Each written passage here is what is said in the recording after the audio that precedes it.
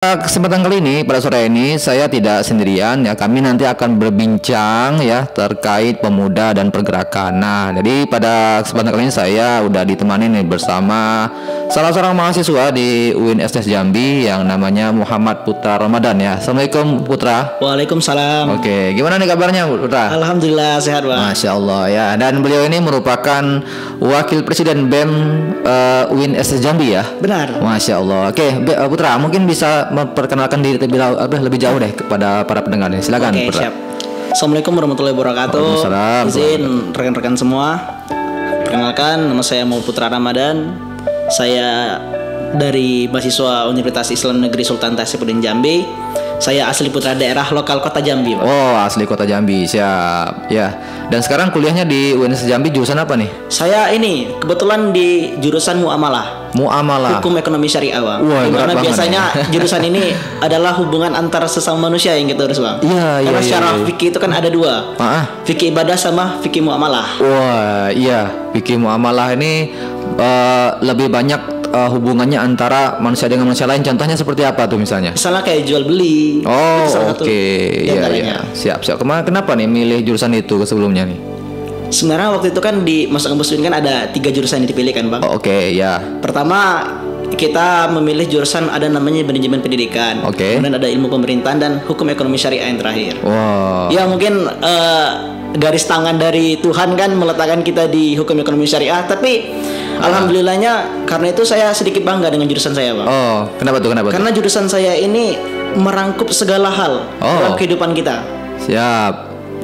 Karena apapun yang berhubungan dengan kehidupan kita, benar. Apalagi itu sifatnya Islam ya, itu bakal dibahas nih di muamalah ini ya. Ya. Oh, oke. Sehingga berasa ya menikmati lah ya, menikmati kan perkuliahan. Gini kan, Bang, kita hari ini dihadapkan dengan tantangan era globalisasi. Betul, iya, iya. Dan juga saat adanya tantangan ini kan kita juga harus selaku generasi muda Islam juga, kita harus juga tahu menetapkan bagaimana sih cara kita berinteraksi, misal dalam jual beli yang benar secara Islam bagaimana.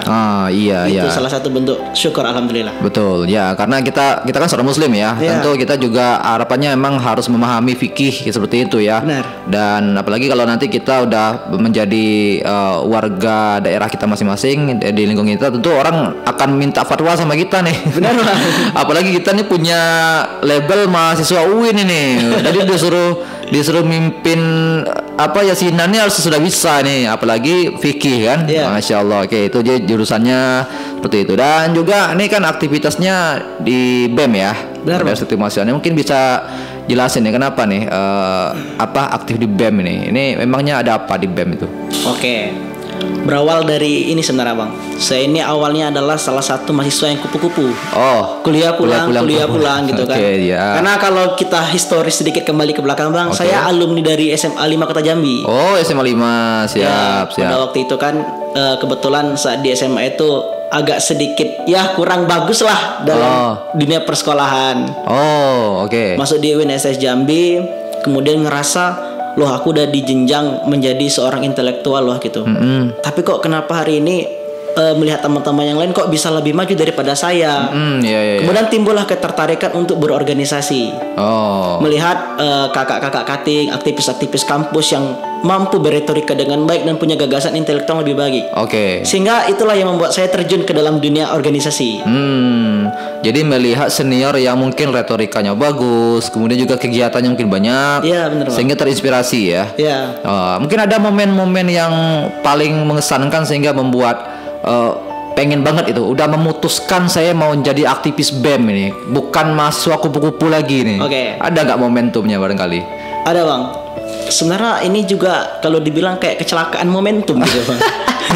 Ini gimana nih maksudnya nih? Jadi kan kita kan biasa identik di kampus ini kan, Bang, banyak kating-kating yang merekomendasikan kita berorganisasi. Iya. Kebetulan saya ini kupu-kupu melihat teman-teman yang masuk di organisasi itu kok retorikanya bagus, sementara saya ketika waktu itu masih berbicara gelagapan, bingung nih mau ngomong apa. Iya. Sehingga waktu itu diajaklah kepada pengenalan dalam organisasi kampus. Waktu itu ikut seminar dan lain sebagainya macamnya. Kemudian di dalam seminar itu ada salah satu momentum dari Mbak Sherly Novita yang saya dengar. Sherly Novita. Siap. Kita itu di setiap waktu dan momentum itu ada 1 menit yang merubah diri kita. Oh. Salah satu adalah keberanian mencoba. Nah, saat saya sudah mencoba masuk organisasi dan mencoba untuk berekspresi di depan orang banyak, itulah yang membuat saya tertarik. Oh, ternyata aku bisa loh gitu. Oh. Itu Bang. Jadi bermula dari sebuah kalimat, kita harus memanfaatkan 1 menit kehidupan kita itu ya. Benar. Kalau kita manfaatkan itu mungkin bisa menjadi sebuah perubahan besar dalam hidup kita. Benar, ya. Bang. Oh, dan akhirnya ingin mengupgrade diri dengan mungkin skill public speaking dulu ya. Memang kenapa skill public speaking? Ada apa? Karena kan ini salah satu bentuk ini Bang. Kalau kata dari Joseph Stalin tuh, orang yang paling ditakuti itu adalah orang yang pandai dengan public speaking. Oh, kata-katanya ya. Iya, karena kan rata-rata ketika kita berbicara di depan publik, pasti orang melihat bagaimana retorika kita berbicara, bagaimana penyampaian kita berbicara, dan itu sangat penting loh pada hari Betul, ini. betul. Karena kecerdasan seseorang itu kan dilihat dari bagaimana cara dia mampu menyampaikan informasi ya. Benar. Nah, kalau cuma singkat-singkat saja semua orang bisa seperti itu kan. Iya, Tapi benar, bagaimana dia mampu mengolah kalimat, mengolah kata, dan sehingga para pendengarnya itu menerima apa yang dia sampaikan, maka orang nganggap wah ini hebat dalam ilmunya luas ya. Bisa jadi yang disampaikan itu sedikit ya. Iya. Tapi karena menggunakan teknik public speaking sehingga para audiensnya nganggap dia pintar gitu kan. Oh, jadi public speaking menjadi kata kuncinya. Benar. Mungkin ada yang lain selain selain ingin belajar public speaking. Oke. Apa lagi? Kemudian yang kedua Bang, waktu itu kan kita ini kan saat di SMA kan pasti jarang nih kawan-kawan yang masih duduk di bangku SMA untuk membaca buku-buku identik dengan buku-buku pergerakan atau buku-buku Islam lah sebagainya. Kita kan, saya merasakan sendiri lah Bang, pada saat duduk di SMA hanya fokus dengan kegiatan-kegiatan, misalnya cuman baca buku matematika, PR dan sebagainya macamnya. Buku pelajaran lah ya. Iya. Ketika di dunia mahasiswa, dunia intelektual, abang lah selaku ini kan salah satu sinar aktivis juga di Jambi saya ikutin gitu kan. Siap. Pasti kita berbenturan dan berhadapan selalu dengan kawan-kawan yang punya intelektual lebih, membahas mengenai bagaimana sejarah Islam pada dahulunya, kemudian juga bagaimana sejarah gerakan mahasiswa pada waktu itu. Nah, justru kita juga selaku generasi muda dan juga selaku generasi muda Islam, justru hal yang pertama kali kita dengar dari Nabi adalah Iqra, membaca. Betul, iya. Pada waktu itu saya sangat sulit Bang untuk baca buku itu, kayak apa ya, kayak malas gitu lihat buku. Tapi lama kelamaan ketika saya memaksakan diri untuk membaca, oleh saya tertarik. Pada waktu itu saya tertarik membaca buku pertama kali, hingga sekarang banyak ratusan buku yang udah hampir selesai dibaca. Itu saya baca buku Tasawuf Buya Hamka. Oh, oke. Tasawuf modern atau yang mana? Tasawuf modern. Oh, oke. Saya punya itu. Kata-kata yang membuat saya tertarik pada waktu itu ini Bang. Apa tadi Adi? Dalam buku itu, filsafat itu adalah ilmu ontologi, mencari sesuatu yang ada. Ketika yang ada tadi tidak ada, kita akan meyakinkan dengan hati bahwasanya itu ada. Oh, oke, dalam ya. Iya, itu kurang lebih. Emang hubungannya apa nih? Hubungannya dengan kehidupan putra pengen berubah dengan kalimat itu apa? Ini salah satu bentuk manifestasi bahwasanya keyakinan terhadap diri kita itu paling penting, Bang. Oh iya. Sehingga kita tidak lagi menjadi orang-orang yang kadang kan kita kan ada memang di generasi muda sekarang ini mental health itu sering insecure. Insecure itu iya. Tapi pada nyatanya kita harus yakin loh dengan diri kita bahwasanya kita bisa. Oke, dan dengan kita yakin kita itu bisa, maka nanti energinya akan muncul seperti itu ya? Iya, kurang lebih gitu, Pak. Oke, berarti itu buku. Ada buku yang lain nggak yang dibaca mungkin sehingga menjadi terinspirasi pengen melakukan pergerakan yang lebih besar barangkali? Oke, sebenarnya agak kurang ini. Saya suka dengan sosok Tan Malaka, Bang. Wah, ya, ini ngeri nih.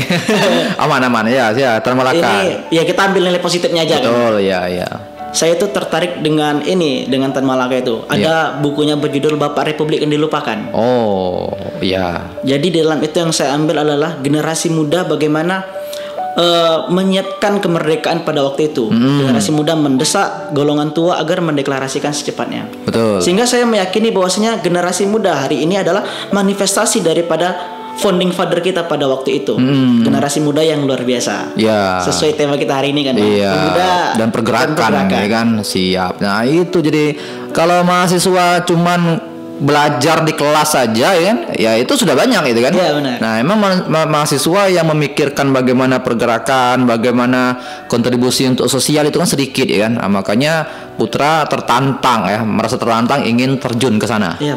Oh, oke. Dan juga ini juga selaras lah kan Bang, dengan kata-kata bahwasanya kita harus berguna bagi orang banyak. Oh, khairin nas anfa'uhum linnas. Bener. Wah, insya Allah ini bersama mahasiswa UIN ini harus banyak hadis kita nih. Ya, jadi sebaik-baiknya manusia itu yang paling banyak manfaatnya, dan kita mesti menyadari hal itu sehingga kita tidak hanya fokus di kelas saja. Kalau di kelas saja ya kita cuma untuk diri sendiri nih, kan? Ya benar Bang. Nah, sementara kalau kita terjun ke organisasi melalui BEM, barangkali kita bisa bersama-sama dengan teman-teman yang lain untuk melakukan sebuah hal positif ya. Oke, baik Putra, nanti kita akan bahas lebih lanjut nih ya tentang bagaimana pergerakan pemuda di masa lalu, kemudian bagaimana seharusnya para pemuda. Tapi sebelum itu kita dengar dulu nih iklan-iklan yang akan berikut ini, karena ini harus ini harus tetap standby nih, terutama para Gen Z nih ya. Benar. Iya, jangan sampai menjadi mahasiswa yang kuliah pulang aja nih. Harus bisa memiliki manfaat yang besar sehingga kita punya orang tuh akan mengenal kita tuh gara-gara gerakan kita, gara-gara karya kita. Nah, nanti kita akan kupas lebih lanjut lagi. Tetap stay di 102,7 FM Nurul Radio.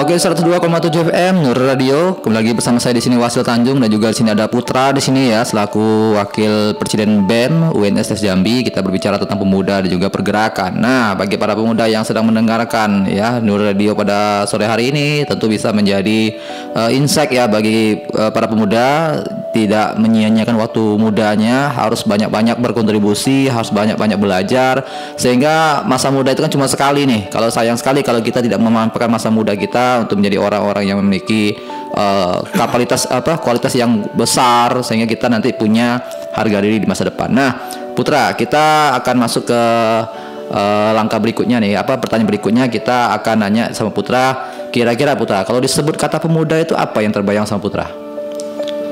Pemuda itu adalah, kalau dari gambaran saya Bang ya, orang-orang yang berkembang dengan gagasan yang luar biasa. Berkembang karena dengan gagasan yang berbeda. Dengan gagasan yang luar biasa. Oh, yang luar biasa. Oke.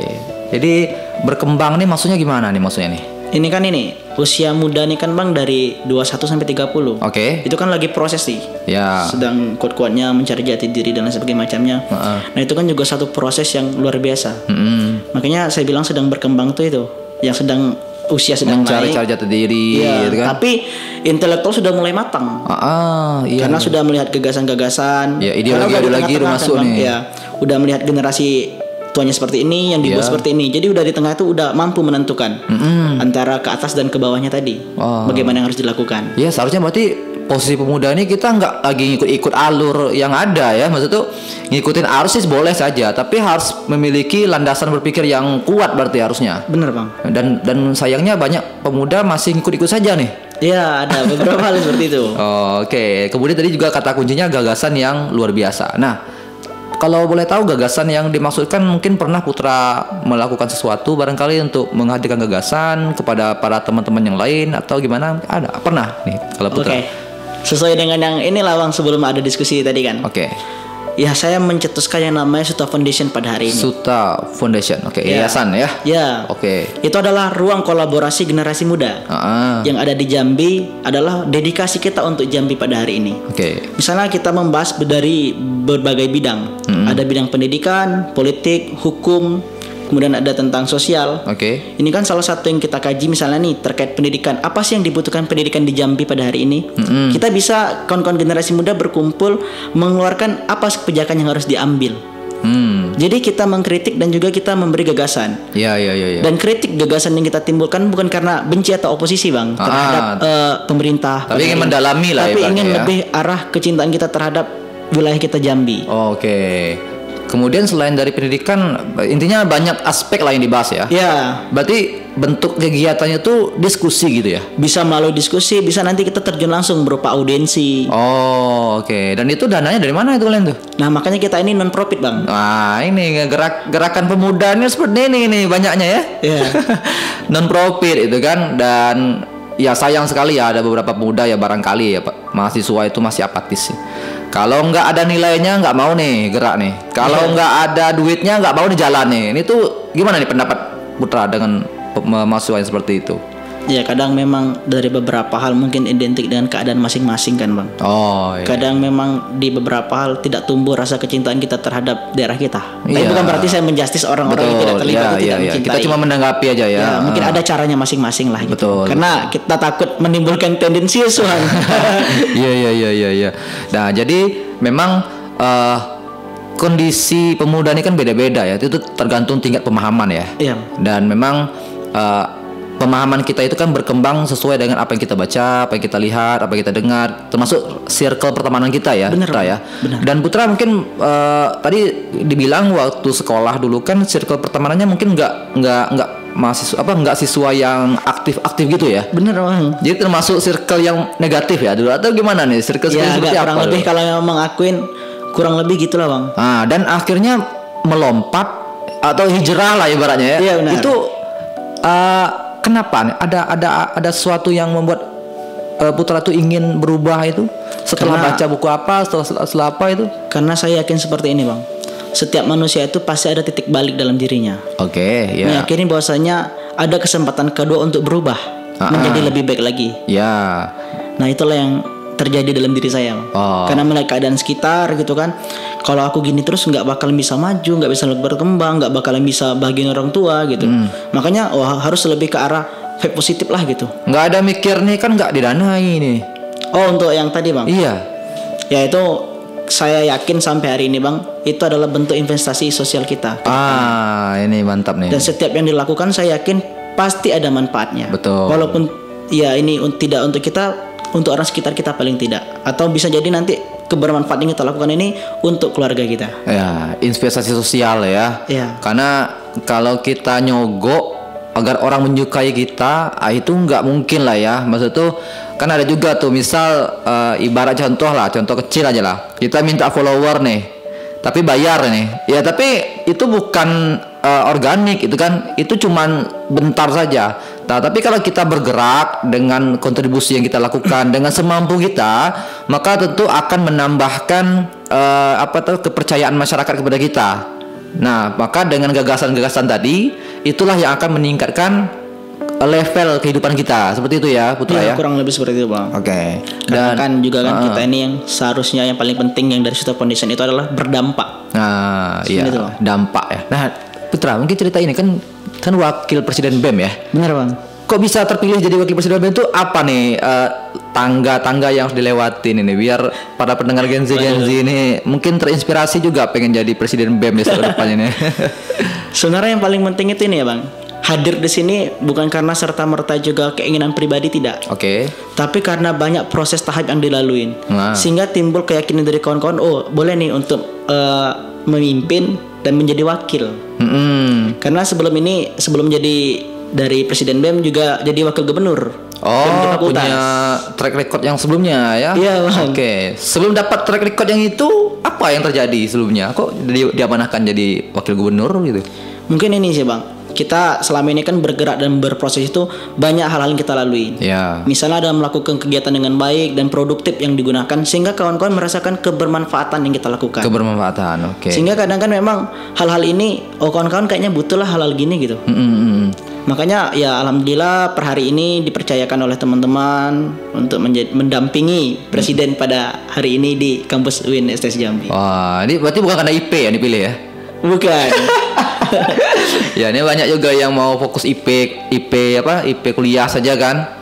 Ya itu nggak masalah sih ya. Itu kan pendapat masing-masing lah ya. Tapi kita kan mungkin Putra punya pandangan yang lain bahwasanya kita kuliah itu kalau cuman nyari ilmu saja tentu rugi ya. Sehingga Putra ingin berkontribusi di tempat lain, itu di BEM salah satunya ya.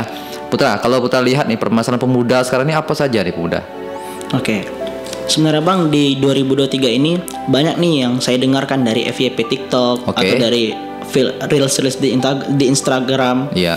Ini banyak pemuda hari ini tuh kena serangan yang namanya mental health. Oh, cepat ini ya. Iya cepat goyah lah ya. Iya sehingga makanya hari ini hal itu menjadi tantangan tersendiri untuk generasi muda. Makanya salah satu waktu itu saya pernah ini bang, saya kan sering bikin kajian nih diskusi. Jadi saya bikin yang namanya bedah buku filosofi teras. Oh iya. Nah Mantap. di dalam itu kan kita kan saya mengajak teman-teman semua lah Untuk bagaimana sih di dalam buku itu kita dijelaskan bagaimana merubah hal negatif menjadi hal yang lebih positif.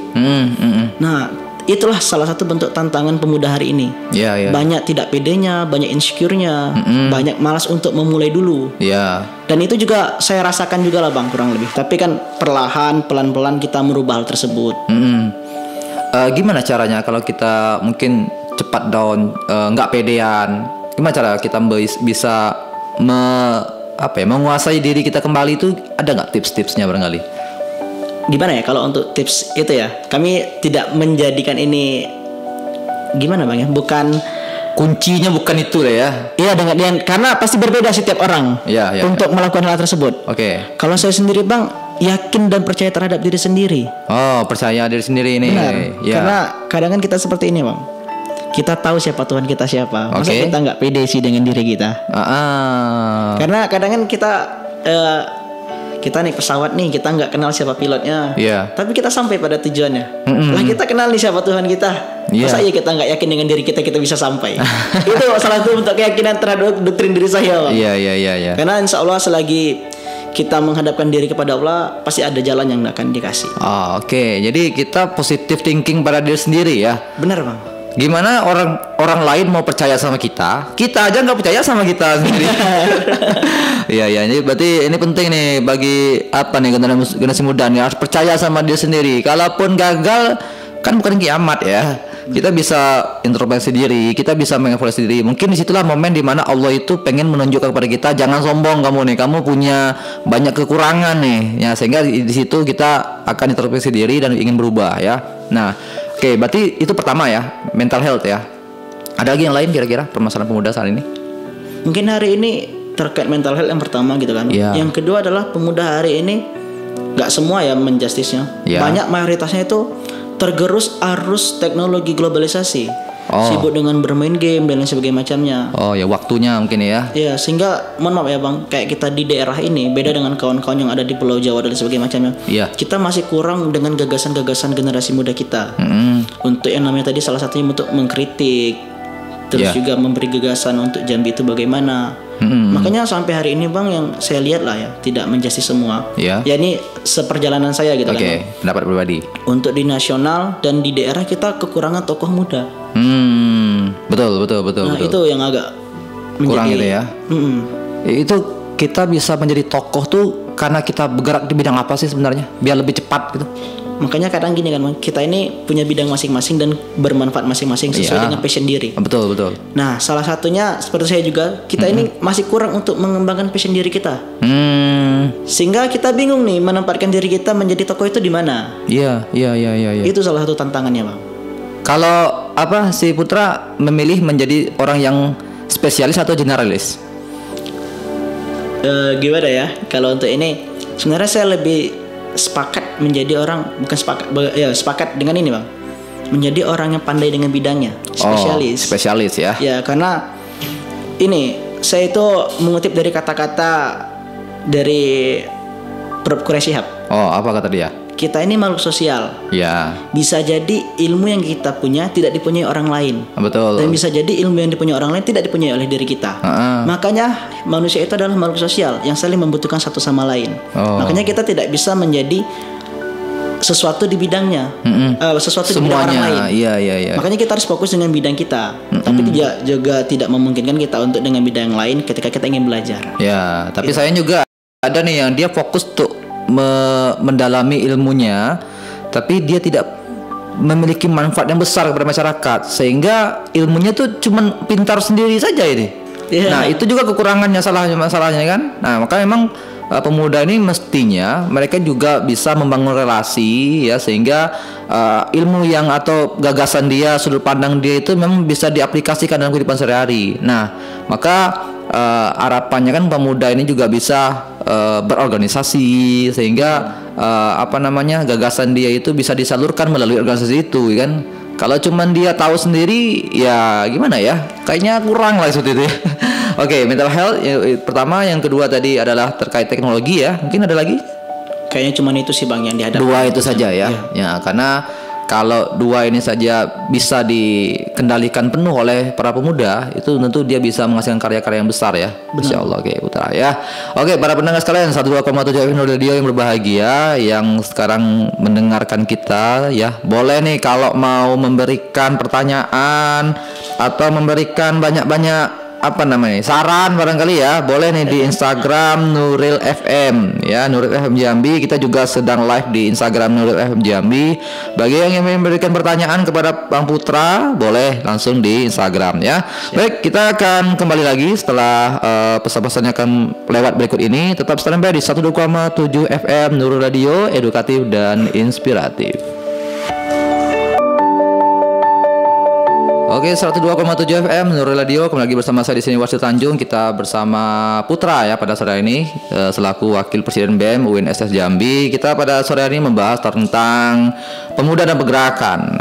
Jadi memang kenapa nih kita angkat pemuda dan pergerakan? Karena memang Indonesia ini merupakan gagasan dari pemuda di masa dulu ya, gagasan pemuda di masa dulu, ya pemuda-pemuda angkatan 28 ya.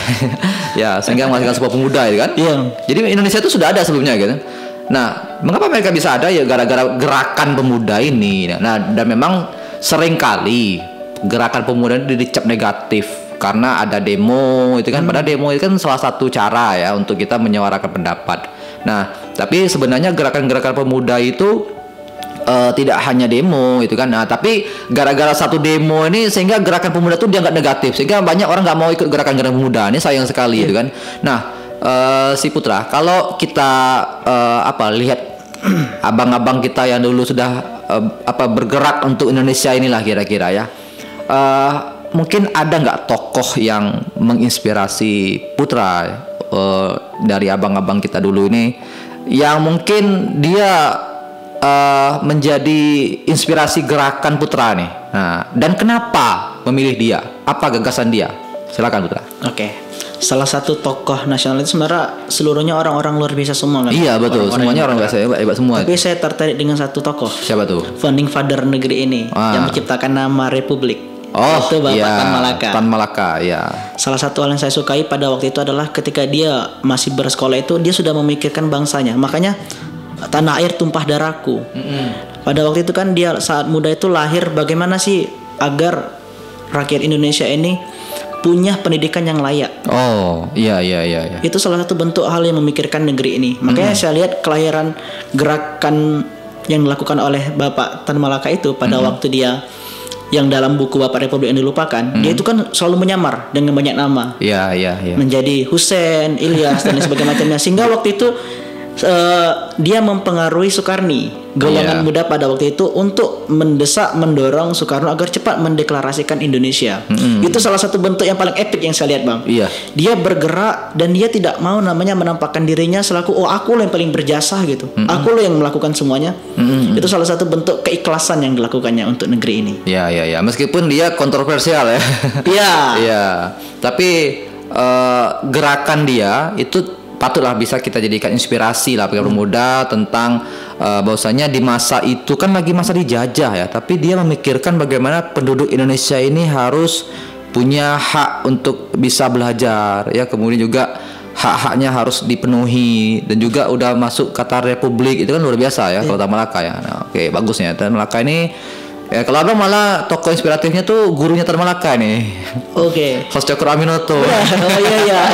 Iya, kan dia kan Host Cokro Aminoto ini punya banyak punya banyak binaan lah ibaratnya kan. Benar, Bang. Salah satunya Tan Malaka, Soekarno, kemudian juga Semaun. Tokoh kiri kanan tuh ada semua sama dia ya. Tapi yang kita salut itu adalah di masa lagi momen dijajah, mereka bergerak. Benar. Dan itu sebenarnya adalah inspirasi bagi para pemuda saat ini kan.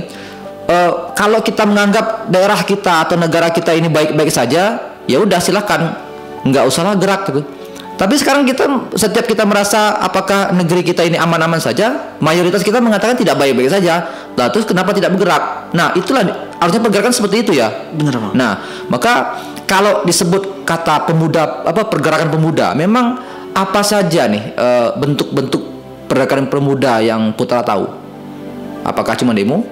atau apa saja? Apa Oke. Salah satu bentuk gerakan pemuda yang luar biasa yang bergending sampai hari ini kan Bang, deklarasi Sumpah Pemuda. Oh iya, 28 ya. Ya, Siap. dimana kita menghayati itu semua, menjadi generasi muda itu harus Indonesia.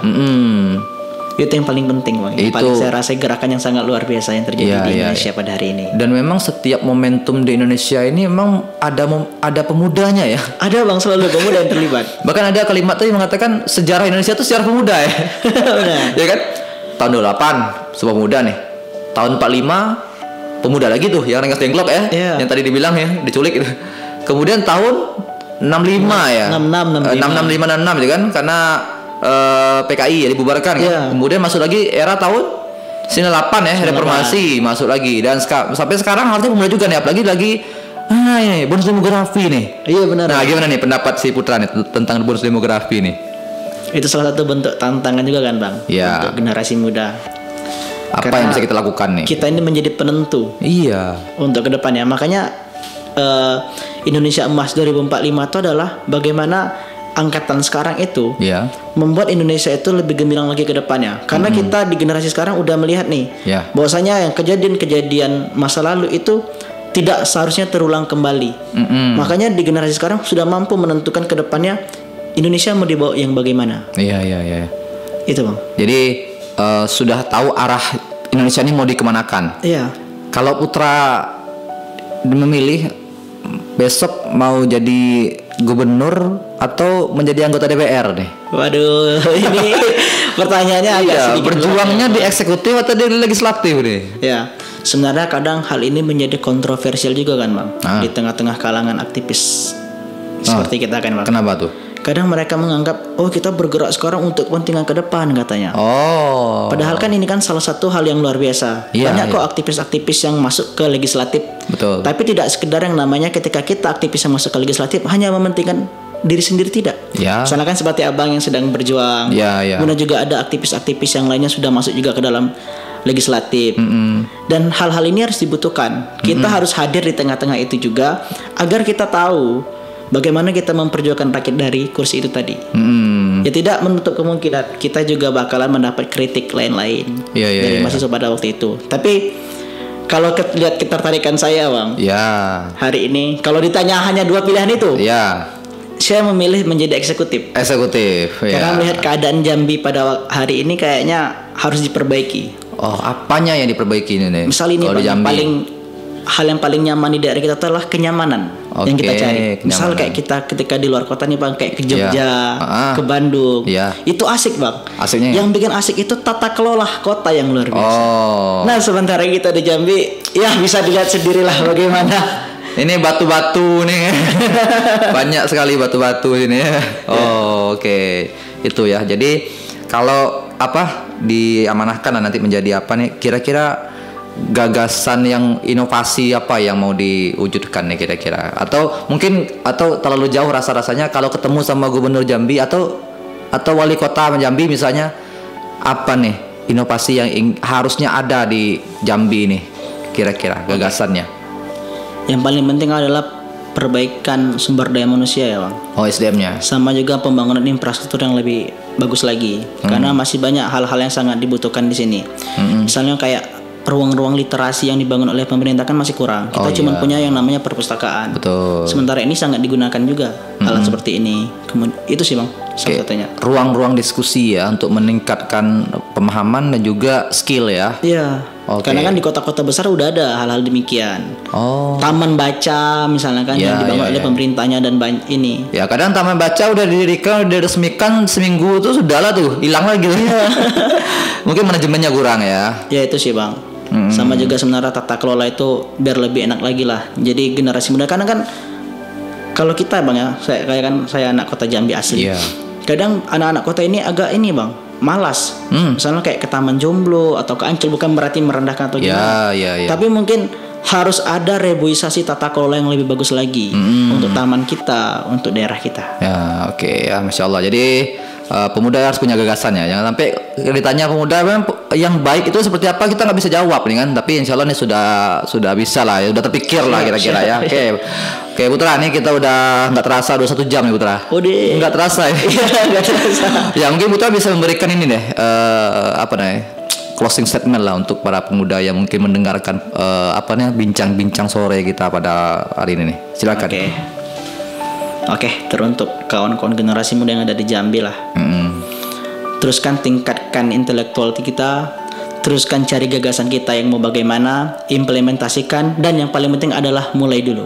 Karena sesuai yang kata-kata dari host Cokro Aminoto, agar kita tidak lagi dipandang sebagai seperempat manusia. Terima kasih. Iya, Masya Allah ya.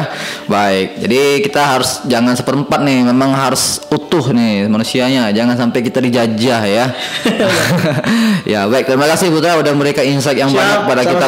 Masya Allah, semoga nanti bisa diundang lagi ke sini dan bisa berbincang lagi ya. Baik, ya dan sukses juga nih untuk Suta Foundation-nya tadi ya. Iya, Bang. Ya semoga dari Suta Foundation ini bisa menghasilkan para pemikir-pemikir yang akan memajukan Jambi ya ke depannya. Amin. Ya. Amin ya rabbal alamin. Baik para pendengar sekalian, 102,7 FM Radio. Ya di sini kita sudah bahas tentang pemuda. Semoga bisa menjadi insight bagi para pendengar sekalian. Dan untuk para pemuda terutama ya. Jadi kita harus benar-benar memaksimalkan nih masa muda kita, karena masa muda kita itu waktunya masih banyak, energinya masih full gitu kan. Kalau kita tidak menggunakan untuk meningkatkan kualitas diri, maka itu tentu sangat disayangkan betul kan. Nah maka silahkan ditingkatkan pemahamannya, tidak hanya membaca-baca buku novel, baca buku komik, apalagi kita terbuai dengan media sosial. Kita gunakan juga lah untuk mengupgrade pemahaman tentang keindonesiaan, tentang kebangsaan kita, tentang sejarah, sehingga kita tuh tahu bahwasanya peradaban ini ada tujuannya loh gitu. Kita punya punya tujuan dalam hidup ini, tidak hanya ngalir saja. Dan itu harapannya pemuda itu seperti itu, sehingga nanti benar-benar perubahan yang diharapkan oleh seluruh masyarakat Indonesia, Jambi khususnya itu ternyata kitalah yang menjadi orang yang berada di balik itu semua ya. Baik, terima kasih Putra, terima kasih semuanya para pendengar yang sudah mendengarkan pada sore ini. Tetap standby di 102,7 FM Nur Radio, edukatif dan inspiratif. Saya undur diri, terima kasih. Saya tutup dengan assalamualaikum warahmatullahi wabarakatuh. Waalaikumsalam warahmatullahi wabarakatuh.